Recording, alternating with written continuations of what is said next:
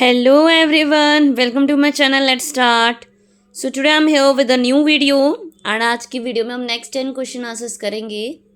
So last video में मैंने आपके साथ लास्ट क्वेश्चन का आंसर पूछा था कि इसका आंसर क्या होगा कि कौन सा प्रॉब्लम सॉल्विंग को डिटेक्ट नहीं करता.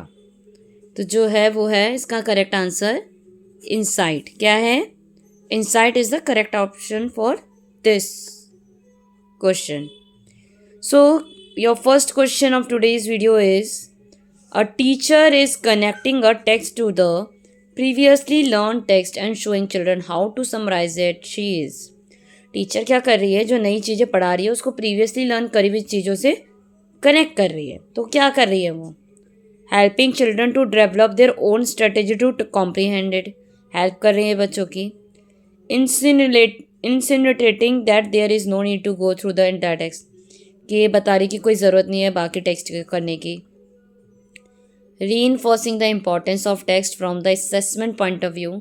इम्पॉर्टेंस ऑफ टेक्स्ट जो डेवलप कर रही है असेसमेंट पॉइंट ऑफ व्यू से, या encouraging children to mug it up as effectively as possible.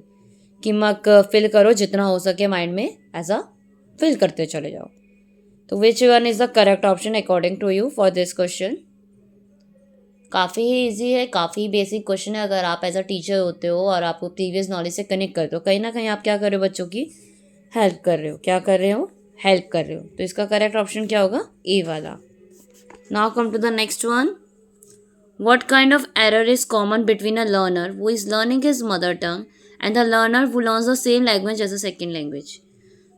कौन सी कॉमन गलती है जो हम देखने को मिल सकती है उस लर्नर में जिसकी जो अपनी मदर टंग को ही लर्न कर रहा है, और दूसरा जो उस लैंग्वेज को as a second language learn करना है? ओवर जनरलाइजेशन, सिंप्लीफिकेशन, डेवलपमेंट या हाइपर करेक्शन. विच कौन सी चीज़ें गलतियाँ आपको देखने को मिलेगी? सो सबसे बेसिक करेक्ट आंसर क्या होगा? डेवलपमेंटल मिस्टेक्स हमें देखने को मिलेगी कि जो उसकी डेवलपमेंट होगी वो डिफरेंट रहेगी, उसमें मिस्टेक होगी. The stress affect the performance in examinations. The effect reflect which of the following relationship. क्या होता है? एग्जाम के टाइम पे स्ट्रेस होता है तो उससे परफॉर्मेंस पे कहीं ना कहीं इम्पैक्ट पड़ता है. तो इसका कौन सा बेस्ट रिलेशनशिप है? कॉग्निशन और इमोशन का, स्ट्रेस ओमेशन का, परफॉर्मेंस एंजाइटी का, या कॉग्निशन कॉम्पिटिशन का? स्ट्रेस होगा तो इसका करेक्ट ऑप्शन क्या होगा? जल्दी से बताएंगे. ये एक तरह का इमोशन हो गया. क्या हो गया? स्ट्रेस. क्या हो गया? इमोशन. तो जो करेक्ट होगा वो क्या होगा? Cognition and emotion. क्योंकि आप एग्जाम में परफॉर्म कर रहे हो तो मेंटली कॉग्निटिवली आप उसमें वर्क कर रहे हो एंड इमोशन का कहीं ना कहीं इम्पैक्ट पड़ेगा. Next question is a teacher is trying to counsel a child who is not performing well after an accident. Teacher एक बच्चे को काउंसल कर रही है जो एक एक्सीडेंट के बाद से ना परफॉर्म अच्छा नहीं कर रहा. Which one of the following is most appropriated about counselling in school. कौन सा सबसे बेस्ट ऑप्शन है जो काउंसलिंग के लिए सही बता रहे हैं? It is about the palliative measures for making people comfortable. कि लोगों को कंफर्टेबल फील कराए. It builds self confidence of people by letting them explore their own thoughts. Self confidence develop करता है कि वो अपनी खुद के थॉट्स को एक्सप्लोर करे. It is about giving the best possible advice to students about their future and career options. Future and career options के लिए अगर आप काउंसल तो नहीं कर रहे हो ना, बेसिकली सिर्फ यही मोटिव तो नहीं रहेगा हमारा, है ना? तो ये तो कहीं ना कहीं रॉन्ग हो जाता है. It can be done only by the professional experts. It's not compulsory कि हर टाइम पे प्रोफेशनल एक्सपर्ट्स ही वर्क करें. तो जो करेक्ट होगा कि बच्चों में क्या होगा? एक सेल्फ कॉन्फिडेंस बिल्ड होगा. कहीं ना कहीं उस चीज़ को एक्सप्लोर करेंगे, अपने थॉट्स को एक्सप्लोर करेंगे, शेयर करेंगे. Our next question is which of the following would encourage the least a student who wants to become a highly creative theater artist? कौन सा encourage करेगा सबसे ज़्यादा लीस्ट स्टूडेंट को जो चाहते हैं कि काफ़ी क्रिएटिव आर्टिस्ट बने? Try to win the state level competition that will ensure your scholarship. Develop empathetic, amicable and supportive relationship with your peer theater artist. Devote your time to those theoretical skills that you find most enjoyable. Read about the performance of the world's best theatre artists and try to learn. अगर आप एक अच्छे creative theatre artist बनना चाहते हो तो सबसे कौन सी चीज़ आप करोगे कि जो वर्ल्ड के बेस्ट थिएटर आर्टिस्ट हैं उनके बारे में पढ़ोगे और उनको सीखोगे, या अपना ज़्यादा से ज़्यादा टाइम स्किल्स में लगाओगे जो आप जिसमें करने में आपको मज़ा आता है, या सपोर्टिव रिलेशनशिप क्रिएट करोगे अपने पीयर थिएटर आर्टिस्ट में जो भी अदर मेंबर्स हैं उनके साथ, या कोशिश करोगे स्टेट लेवल कंपटीशन करेगा ताकि आपको स्कॉलरशिप मिले। सबसे लीस्ट कौन सा है जो स्टूडेंट नहीं करना चाहेगा?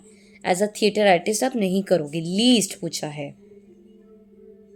तो देखो, आप किसी अच्छे थिएटर आर्टिस्ट के बारे में, बेस्ट थिएटर आर्टिस्ट के बारे में तो पढ़ोगे ही पढ़ोगे, टाइम दोगे अपनी उन चीज़ों में जो आपको करनी अच्छी लगती है ना, सपोर्टिव रिलेशनशिप क्रिएट, ये सब चीज़ें आप करोगे।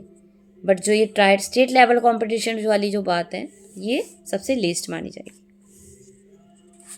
तो A is the correct option.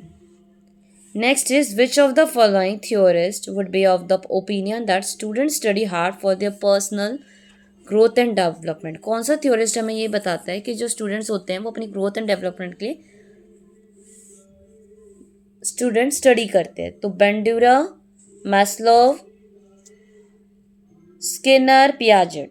तो जल्दी से बताएंगे क्या होगा। देखो, पियाजेट तो वैसे ही कॉग्निटिव की बात करते हैं, बेंड्यूरा, स्किनर भी अलग हुए, बट ग्रोथ एंड डेवलपमेंट की जो बात करते हैं वो करते हैं हमारे मैस्लो। कौन करते हैं?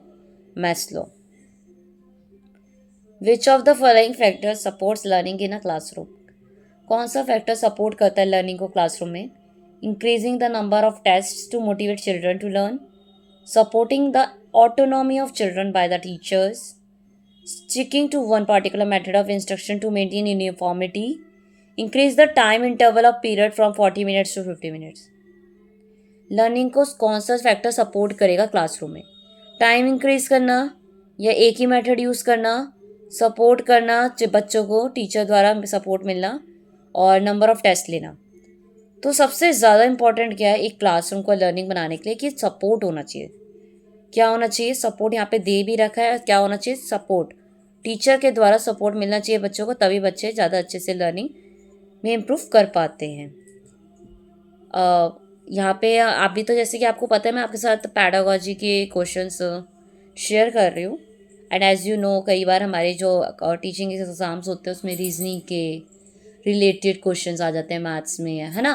तो मैं उससे रिलेटेड जो क्वेश्चंस है, मैंने इंस्टाग्राम पे पेज है लेट्स स्टार्ट से, तो आप उस पर जाओगे तो आपको वहाँ पे उस तरह के क्वेश्चंस मिलेंगे काफ़ी सारे। रेगुलर बेसिस पे वहाँ पे अपलोड होती है पोस्ट, तो आप वहाँ पे चेक कर सकते हो। मैं नीचे डिस्क्रिप्शन बॉक्स में भी लिंक शेयर कर दूँगी। एंड अगर मेरे चैनल के उसमें जाओगे, अबाउट माई चैनल में, तो उसमें भी आपको उसका लिंक मिल जाएगा, मेरे इंस्टाग्राम पेज का, लेट्स स्टार्ट का। और कहीं, और मेरा एक आर्ट एंड क्राफ्ट करके पेज भी है, तो उसमें मैं अपने स्कूल की आर्ट एंड क्राफ्ट में जो भी होता है वो शेयर करती हूँ। एंड मेरा जो अनदर चैनल है यूट्यूब का, जिसमें मैं बच्चों की वीडियोस डालती हूँ, 4th-5th तक के स्टूडेंट्स की लेसन स्टोरीज वीडियो, तो वहाँ पे भी आप देख सकते हो एज अ टीचर आपको किस तरह से एक्सप्लेन करना चाहिए लेसन, किस तरह से स्टोरीज पढ़ानी चाहिए, तो उससे आपको काफ़ी हेल्प मिलेगी। सो अब our next question is mature students क्या होते हैं? Believe that emotion has no place in their study, कि इमोशन का कोई प्लेस ही नहीं है उनकी स्टडी में। Resolve easily all their conflicts with their intellect, सारे जो भी प्रॉब्लम्स होती है उनके इंटेलेक्ट से वो ईजिली सॉल्व कर लेते हैं। Sometimes need emotional support in their studies, कई बार उन्हें इमोशनल सपोर्ट की ज़रूरत होती है। Do not get upset by studies in difficult situations, upset नहीं होते डिफ़िकल्ट सिचुएशंस में वो। तो एक मैच्योर स्टूडेंट ज़रूरी नहीं है वो अपसेट ना हो, प्रॉब्लम्स आ सकती है। इमोशंस का कोई रोल नहीं है, ऐसा तो कोई एज ही नहीं है जहाँ पे, हमारी कितनी भी बड़ी एज हो, हमें इमोशंस के रोल तो होता ही होता है।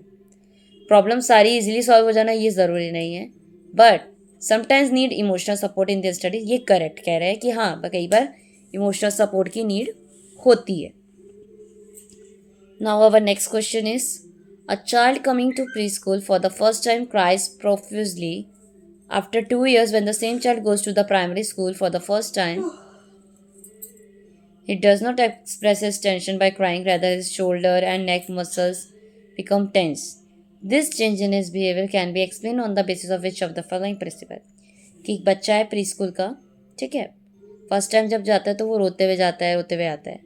अब 2 साल बाद वो जब वही प्राइमरी स्कूल से आता है, प्राइमरी स्कूल जाता है फर्स्ट टाइम, पहले प्री स्कूल गया था, अब प्राइमरी स्कूल जा रहा है, अब उसका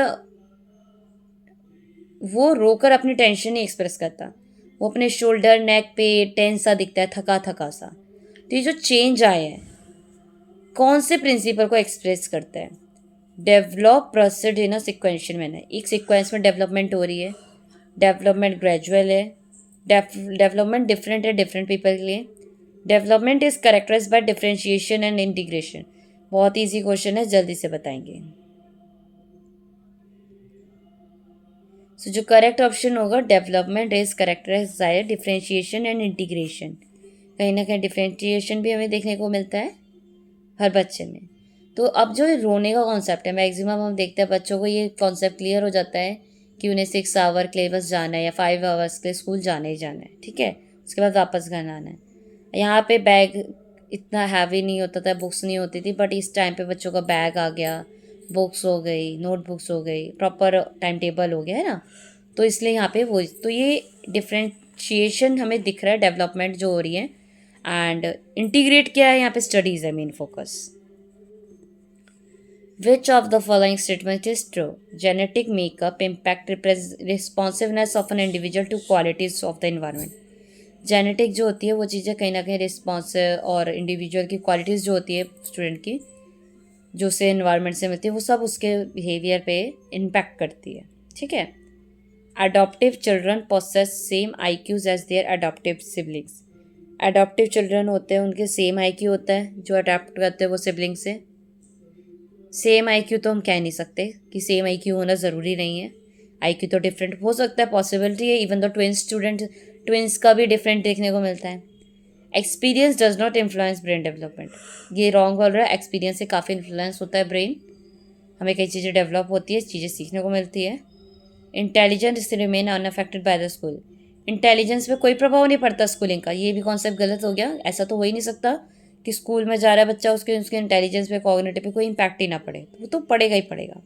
सो जो करेक्ट है स्टेटमेंट वो है जेनेटिक, कि जो जेनेटिकली है, जो बच्चे को कुछ responsive qualities as a from मिलती है फ्रॉम पेरेंट्स, अपने इन्वायरमेंट से वो लर्न करता है, कई चीज़ सीखता है, जो इन्वायरमेंट में देखेगा वही लर्न करेगा। सो ये थे आपके आज के 10 क्वेश्चंस। आप बताएंगे आज के 10 क्वेश्चंस की वीडियो कैसी लगी आपको, and out of 10 how much answer you got correct, कितने करेक्ट मिले आपके आंसर के मैच हुए। एंड वीडियो अच्छी लगी हो, हेल्पफुल लगी हो तो वीडियो को लाइक शेयर तो कर ही दीजिएगा, एंड कमेंट में अपने मार्क्स ज़रूर बताइएगा। And if you want to give any kind of feedback about a video, you can also share your message through comment section. And don't forget to subscribe my channel for more such kind of videos. And at the end, thank you so much everyone for watching my video. Bye bye everyone.